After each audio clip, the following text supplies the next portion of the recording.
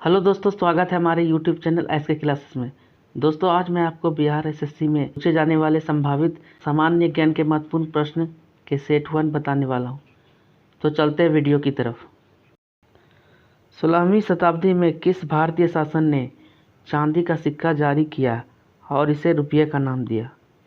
इसका सही जवाब है ऑप्शन ए, शेरशाह सूरी। इसके इंपॉर्टेंट पॉइंट्स देख लेते हैं।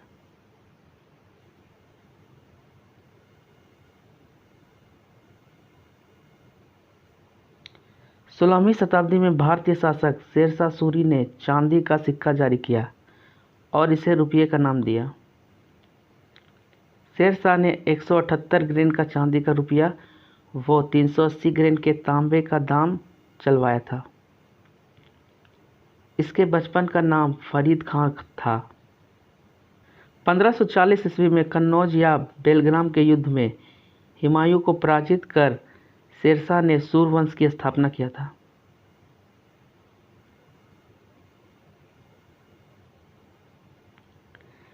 यू कैन विन नामक पुस्तक के लेखक कौन है? इसका सही जवाब है ऑप्शन ए, शिव खेड़ा। इसके इंपॉर्टेंट पॉइंट्स देख लेते हैं।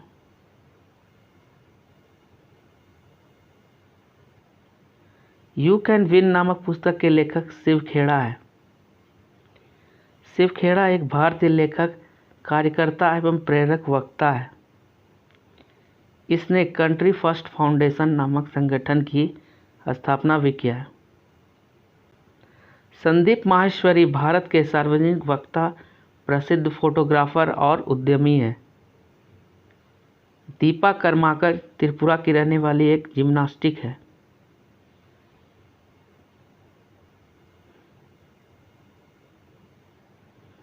भारतीय संविधान केंद्र सरकार को कितने प्रकार की निधियां प्रदान करता है? इसका सही जवाब है ऑप्शन बी, 3। इसके इंपॉर्टेंट पॉइंट्स देख लेते हैं। भारतीय संविधान केंद्र सरकार को 3 प्रकार की निधियां प्रदान करता है। ये 3 निधियां भारत की संचित निधि, भारत का लोक लेखा तथा भारत का आकस्मिकता निधि है। अनुच्छेद 266 संचित निधि से संबंधित है। अनुच्छेद 266(2) लोकसभा से संबंधित है। अनुच्छेद 267 आकस्मिकता से संबंधित है।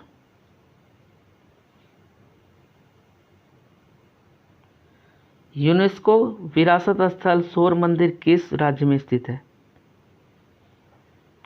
इसका सही जवाब है ऑप्शन डी, तमिलनाडु। इसके इंपॉर्टेंट पॉइंट्स देख लेते हैं। यूनेस्को विरासत स्थल शोर मंदिर तमिलनाडु राज्य में स्थित है। इस मंदिर का निर्माण पल्लव शासक नरसिंहदेव वर्मन के शासनकाल में बनाया गया था। शोर मंदिर को रथ मंदिर एवं एकात्मक मंदिर के नाम से भी जाना जाता है। शोर मंदिर में 8 रथ मंदिर है। इसे सप्त पैगोडा भी कहा जाता है।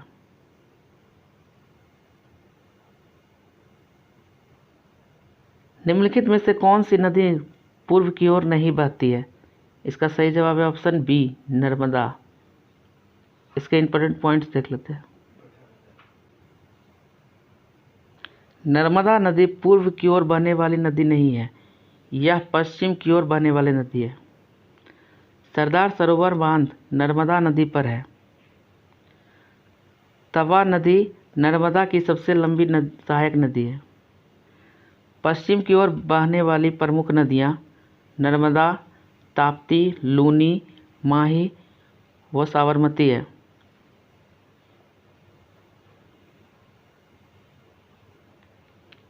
नई लोकसभा निर्वाचित होने के उपरांत वर्तमान लोकसभा के अंतिम सत्र हेतु निम्नलिखित में से कौन सा शब्द प्रयोग किया जाता है? इसका सही जवाब है ऑप्शन बी, लेम डक। इसके इंपॉर्टेंट पॉइंट्स देख लेते हैं। लोकसभा निर्वाचित होने के उपरांत वर्तमान लोकसभा के अंतिम सत्र हेतु लेम डक शब्द का प्रयोग किया जाता है। कोरम प्रत्येक सदन में पीठासीन अधिकारी समेत कुल सदस्यों का 10वां हिस्सा होता है। लोकसभा व विधानसभा के लिए अस्थायी अध्यक्ष के लिए प्रोटेम शब्द का प्रयोग किया जाता है।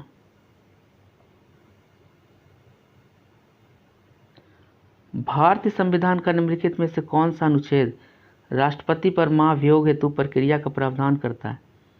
इसका सही जवाब है ऑप्शन सी, अनुच्छेद 61। इसके कुछ इंपॉर्टेंट पॉइंट्स देख लेते हैं। भारतीय संविधान का अनुच्छेद 61 राष्ट्रपति पर महाभियोग हेतु प्रक्रिया का प्रावधान करता है। राष्ट्रपति पर महाभियोग प्रक्रिया भारतीय संविधान में अमेरिका के संविधान से लिया गया है। अनुच्छेद 73 संघ की कार्यपालिका शक्ति से संबंधित है। अनुच्छेद 88 महान्यायवादी के अधिकार से संबंधित है। भारत दुनिया के कुल भौगोलिक क्षेत्रफल का कितना प्रतिशत भाग है? इसका सही जवाब है ऑप्शन ए, 2%। इसके इंपॉर्टेंट पॉइंट्स देख लेते हैं। भारत दुनिया के कुल भौगोलिक क्षेत्रफल का 2% भाग है। भारत का क्षेत्रफल विश्व के कुल क्षेत्रफल का 2.42% है। भारत का क्षेत्रफल 32,87,263 वर्ग किलोमीटर है। क्षेत्रफल के दृष्टिकोण से भारत का विश्व में 7वां स्थान है, जबकि जनसंख्या के दृष्टिकोण से विश्व का सबसे बड़ा देश हो गया है।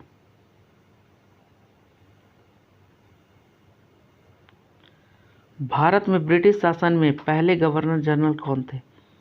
इसका सही जवाब है ऑप्शन ए, वारेन हेस्टिंग। इसके कुछ इंपॉर्टेंट पॉइंट्स देख लेते हैं। भारत में ब्रिटिश शासन में पहले गवर्नर जनरल वारेन हेस्टिंग थे। इसका कार्यकाल 1772 से 1884-85 ईस्वी तक था। 1773 के रेगुलेटिंग एक्ट के तहत वारेन हेस्टिंग को बंगाल का गवर्नर जनरल बनाया गया। इसके शासनकाल में प्रथम आंग्ल मराठा युद्ध 1775 से 82 तथा द्वितीय आंग्ल मैसूर युद्ध 1780 से 84 हुआ था।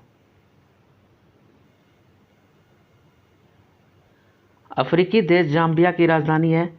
इसका सही जवाब है ऑप्शन सी, या बी हो गया सी, लुसाका। इसके कुछ इंपॉर्टेंट पॉइंट्स देख लेते हैं। अफ्रीकी देश जाम्बिया की राजधानी लुसाका है। हरारे जिम्बाब्वे देश की राजधानी है। डकार सेनेगल देश की राजधानी है। बमाको माली देश की राजधानी है।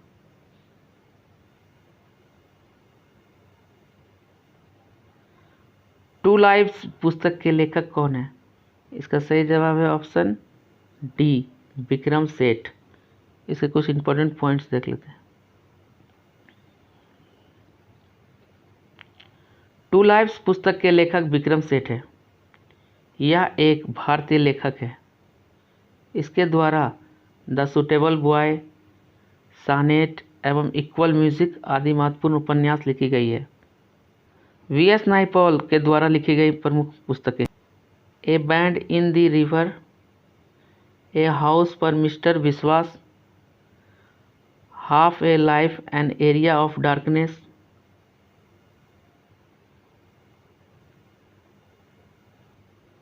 निम्नलिखित में से किस उद्योग को भारत में 8 आधारभूत उद्योगों के सूचकांक की गणना के लिए उपयोग किया जाता है? इसका सही जवाब है ऑप्शन डी, रिफाइनरी उत्पाद। इसके कुछ इंपॉर्टेंट पॉइंट्स देख लेते हैं। रिफाइनरी उत्पाद उद्योग को भारत में 8 आधारभूत उद्योगों के सूचकांक की गणना के लिए उपयोग किया जाता है। 8 उद्योगों में शामिल हैं कोयला, कच्चा तेल, प्राकृतिक गैस, रिफाइनरी उत्पाद, उर्वरक, इस्पात, सीमेंट और बिजली। बिहार के गांवों तक वैज्ञानिक खेती को प्रभावी एवं गहरी पहुंच के लिए कौन सी योजना प्रारंभ किया गया था? इसका सही जवाब है ऑप्शन बी, मेरा गांव मेरा गौरव। इसके कुछ इंपॉर्टेंट पॉइंट्स देख लेते हैं। बिहार के गांव तक वैज्ञानिक खेती को प्रभावी गहरी पहुंच के लिए मेरा गांव मेरा गौरव योजना प्रारंभ किया गया था। यह योजना 2015 में प्रारंभ किया गया था। इस योजना में देश के सभी कृषि विश्वविद्यालयों एवं सभी कृषि विशेषज्ञों को शामिल किया गया है। खानवा का युद्ध राणा सांगा और किसके बीच लड़ा गया था? इसका सही जवाब है ऑप्शन सी, बाबर। इसके कुछ इंपॉर्टेंट पॉइंट्स देख लेते हैं। खानवा का युद्ध 17 मार्च 1527 ईस्वी में बाबर और राणा सांगा के बीच लड़ा गया था। चंदेरी का युद्ध 29 जनवरी 1528 ईस्वी को मेदिनी राय और बाबर के बीच हुआ था। घाघरा का युद्ध 6 मई 1529 ईस्वी को महमूद लोदी एवं बाबर के बीच हुआ था।